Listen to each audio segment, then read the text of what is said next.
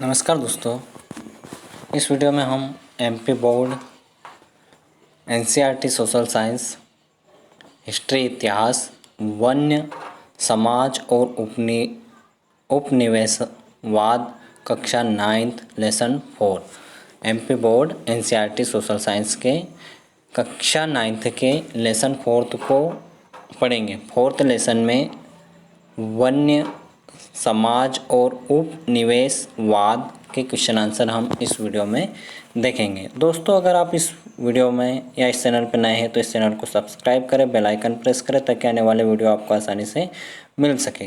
दोस्तों, आप मेरे साथ इस वीडियो के अंत तक बने रहें। हम देखेंगे कि औपनिवेशिक काल के वन प्रबंधन में आए परिवर्तनों ने इन समूहों को कैसे प्रभावित किया। ठीक है दोस्तों, इन समूहों को कैसे प्रभावित किया। नंबर 1, झूम की खेती करने वालों को।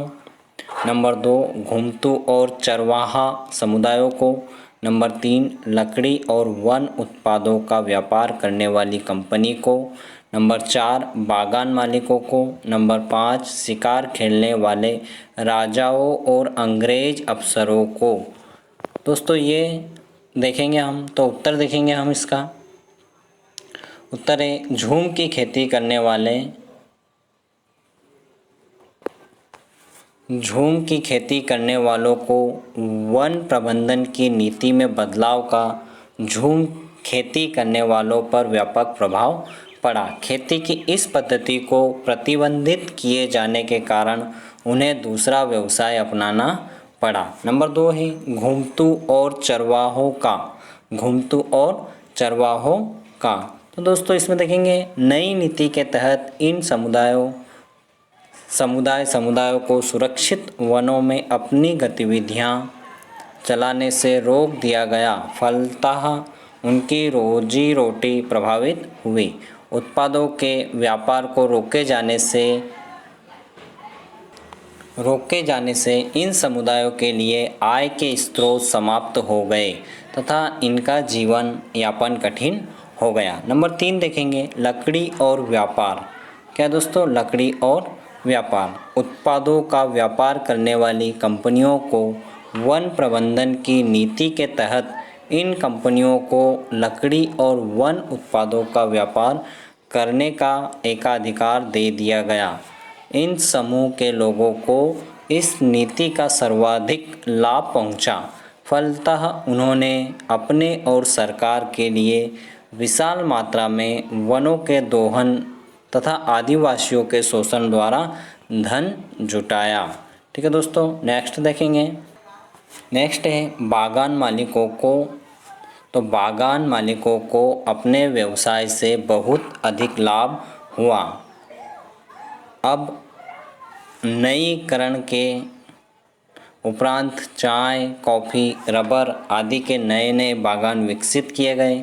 इन बागानों में जीवन यापन से हीन आदिवासियों से मुक्त काम करवाया जाता था, क्योंकि इन उत्पादों का निर्यात होता था। अतः सरकार और फर्म दोनों को बहुत अधिक लाभ हुआ।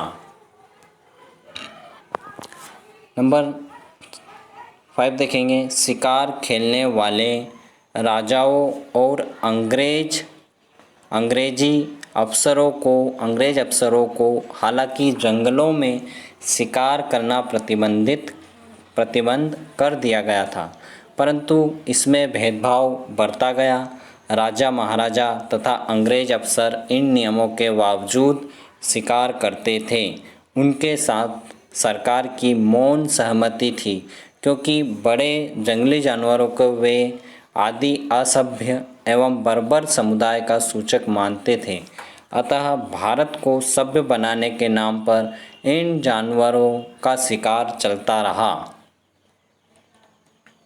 नेक्स्ट क्वेश्चन देखिए, क्वेश्चन नंबर 2 है बस्तर और जावा की औपनिवेशिक वन प्रबंधन में क्या समानता है। उत्तर देखेंगे बस्तर और जावा के औपनिवेशिक वन प्रबंधन में समानताएं। नंबर 1, जावा में डचों ने वनों पर अपना नियंत्रण स्थापित किया। जबकि बस्तर में अंग्रेज़ों ने, जावा में डचों ने वनों पर अपना नियंत्रण स्थापित किया, बस्तर में अंग्रेज़ों ने। बस्तर एवं जावा दोनों स्थानों में ही वन नियमों को कठोरता से लागू किया गया। जावा एवं बस्तर दोनों ही स्थानों पर वन नियमों को कठोरता से लागू किया गया। नंबर 3 है, बस्तर और जावा दोनों में ही नियमों के अंतर्गत वनों का वर्गीकरण किया गया एवं सुरक्षित वनों में लकड़ी काटने तथा उत्पादन एकत्रित करने पर प्रतिबंध लगा दिया गया। नंबर 4 देखेंगे, बस्तर और जावा दोनों ही क्षेत्रों में स्थानांतरित कृषि पर प्रतिबंध लगाया गया। ठीक है दोस्तों, नेक्स्ट क्वेश्चन देखेंगे हम। नेक्स्ट क्वेश्चन है क्वेश्चन नंबर 3। सन 1880 से 1920 के बीच भारतीय उपमहाद्वीप के वनाच्छादित क्षेत्र में 97 लाख हेक्टेयर की गिरावट आई। पहले के 10.86 करोड़ हेक्टेयर से घटकर यह क्षेत्र 9.89 करोड़ हेक्टेयर रह गया। इस गिरावट में निम्नलिखित कारकों की भूमिकाएं बताएं। ठीक है दोस्तों, तो नंबर 1 देखेंगे हम रेलवे। नंबर 1 है रेलवे। रेलवे के विस्तार का वन क्षेत्र की कमी में अहम योगदान रहा। रेल की पटरियां बिछाने के लिए आवश्यक स्लीपरों के लिए अत्यधिक संख्या में पेड़ काटे गए। 1 मील लंबी रेल की पटरी बिछाने के लिए लगभग 500 पेड़ों की आवश्यकता थी। फलस्वरूप वनों का शीघ्रता से ह्रास हुआ। नंबर 2 देखेंगे जहाज निर्माण उद्योग वन क्षेत्र में कमी के लिए दूसरा सबसे बड़ा कारण था। यूरोप में ओक वन लगभग समाप्त हो चुके थे क्योंकि समुद्री जहाज बनाने के लिए एक वृक्ष की लकड़ी का प्रयोग किया जाता था। अतः भारतीय वनों की कठोरता तथा टिकाऊ लकड़ियों पर यूरोपीय लोगों की नज़र पड़ी। उन्होंने इसकी बहुत मात्रा में कटाई करनी शुरू कर दी। इससे वनों का ह्रास हुआ। नंबर 3 देखेंगे कृषि विस्तार। नंबर 3 है कृषि विस्तार। भारतीय आबादी तेजी से बढ़ रही थी, फलस्वरूप कृषि उत्पादों की मांग भी तेजी से वृद्धि हुई, परंतु सीमित कृषि भूमि के कारण बढ़ती आबादी की मांग को तेजी से पूरा नहीं किया जा सकता था। इसके लिए बड़े पैमानों पर वनों को साफ करके खेती की जाने लगी। इससे वन क्षेत्र में तेजी से कमी होने लग गई। नेक्स्ट देखेंगे दोस्तों। नेक्स्ट है व्यावसायिक खेती। व्यावसायिक खेती के लिए अधिक उपजाऊ भूमि की आवश्यकता थी, अतः बड़े पैमाने पर वनों को काटकर उन्हें कृषि योग्य भूमि में बदला गया। सन 1880 से 1920 के बीच भारत में कृषि योग्य भूमि के क्षेत्रफल में 67 लाख हेक्टेयर की वृद्धि हुई। नंबर 5 देखेंगे चाय कॉफ़ी के बागान। यूरोप में चाय और कॉफ़ी की बढ़ती ज़रूरतों को पूरा करने के लिए इन वस्तुओं के बागान बनाए गए। इनके लिए भी प्राकृतिक वनों का बड़ा हिस्सा साफ कर दिया गया। इन क्षेत्रों की बड़ाबंदी करके जंगलों को साफ कर दिया गया और चाय कॉफ़ी की खेती की जाने लगी। नेक्स्ट देखेंगे आदिवासी और किसान। आदिवासी और छोटे किसान अपनी झोपड़ियां बनाने तथा अन्य आवश्यकताओं की पूर्ति करने हेतु चोरी छिपे वनों से लकड़ियां काटकर बाजार में बेच देते थे।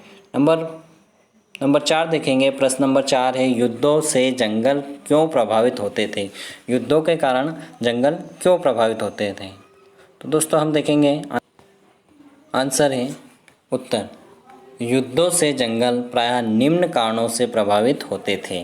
नंबर 1, नौसेना की ज़रूरतों की पूर्ति के लिए बनने वाले जहाज़ों के लिए बड़े पैमाने पर लकड़ी की ज़रूरत होती थी, जिसे जंगलों को काट कर पूरा किया जाता था। नौसेना की ज़रूरतों की पूर्ति के लिए बनने वाले जहाज़ों के लिए बड़े पैमाने पर लकड़ी की ज़रूरत होती थी, जिसे जंगलों को काटकर पूरा किया जाता था। नंबर 2 बी है, थल सेना की कई आवश्यकताओं की पूर्ति के लिए बड़े पैमानों पर लकड़ियों की आवश्यकता होती थी।